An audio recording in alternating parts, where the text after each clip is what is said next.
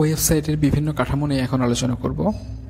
তো শুরুতে হায়ারার্কিক্যাল বা ট্রি কাঠামো নিয়ে আলোচনা করব। ট্রি বলতে গাছের শাখা প্রশাখা যেভাবে বোঝাই সেটাই বোঝানো হয়েছে, অর্থাৎ যে ওয়েবসাইটের পেজগুলো শাখা প্রশাখায় সাজানো থাকে তাদেরকে হায়ারার্কিক্যাল কাঠামো বলে।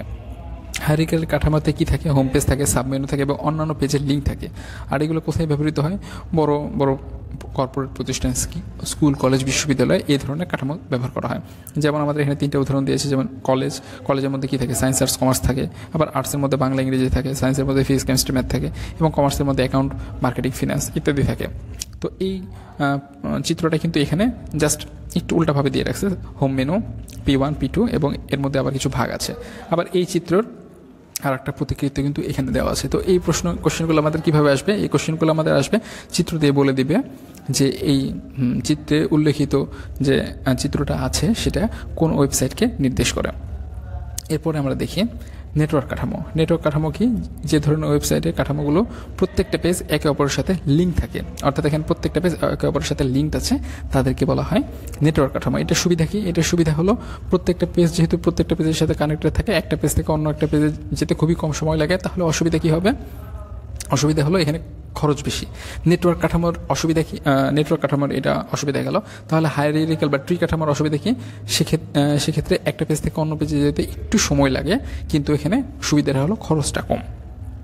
ওকে, আমরা এর পরবর্তীতে পেজে মানে কাঠামোতে চলে যায়। পরবর্তী কাঠামো কি আছে? লিনিয়ার বা সিকোয়েন্সিয়াল। সিকোয়েন্সিয়াল বলতে কি বোঝায়? পেজগুলো নির্দিষ্ট ক্রমানুসারে অর্থাৎ একটার পর একটা সাজানো থাকে, সেগুলোকে বলা হয় লিনিয়ার বা সিকোয়েন্সিয়াল। এখানে আমাদের নেক্সট, প্রিভিয়াস, লাস্ট, ফার্স্ট ইত্যাদি ব্যবহার করা হয়। অর্থাৎ মেন পেজ থেকে আমি এই পেজে যাব, এই পেজ থেকে এই পেজ, এই পেজ থেকে এই পেজ এবং এই পেজ থেকে আবার এই পেজে যাব। অর্থাৎ মেন পেজে শুধু নেক্সট থাকবে, এই পেজে মাঝখানের এই পেজে এখানে নেক্সটও থাকবে, প্রিভিয়াসও থাকবে। এই পেজে নেক্সটও, এই পেজে এই পেজে প্রিভিয়াস থাকবে, নেক্সট থাকবে, এই পেজেও প্রিভিয়াস থাকবে, নেক্সট থাকবে, এই পেজেও প্রিভিয়াস থাকবে, আর নেক্সটের পরিবর্তে এটা ফার্স্টে চলে যাবে।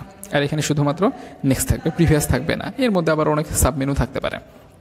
তো এই চিত্রটা কিন্তু আবার এভাবেও দেওয়া যায়, আবার এভাবেও দেওয়া যায়, এভাবেও দেওয়া যায় এবং লাস্টে এভাবেও দেওয়া যায়। আমাদের প্রত্যেকটা চিত্র মাথায় রাখতে হবে যাতে উদ্দীপকে যে ধরনের চিত্র আসুক না কেন আমাদের যাতে আনসার করতে সমস্যা না হয়, এই জন্য চিত্রগুলো এইভাবে দেখানো হয়েছে। এবং লাস্ট আমাদের যেটা কাঠামো আছে সেটা হলো হাইব্রিড কাঠামো। হাইব্রিড কাঠামো কীভাবে তৈরি হয়? একাধিক স্ট্রাকচার ব্যবহার করে আসলে হাইব্রিড কাঠামো তৈরি করা হয়। অনেক সময় লিনিয়ার কাঠামো এবং হায়ারার্কিক্যাল কাঠামোর মিশ্রণ করে হাইব্রিড কাঠামোটা তৈরি করা হয়।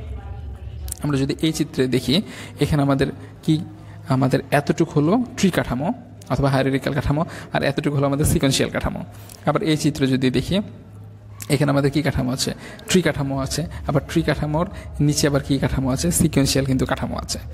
তো এই হলো আমাদের হাইব্রিড বা কম্বিনেশনাল, লিনিয়ার এবং নেটওয়ার্ক এবং হায়ারার্কিক্যাল কাঠামোর বর্ণনা।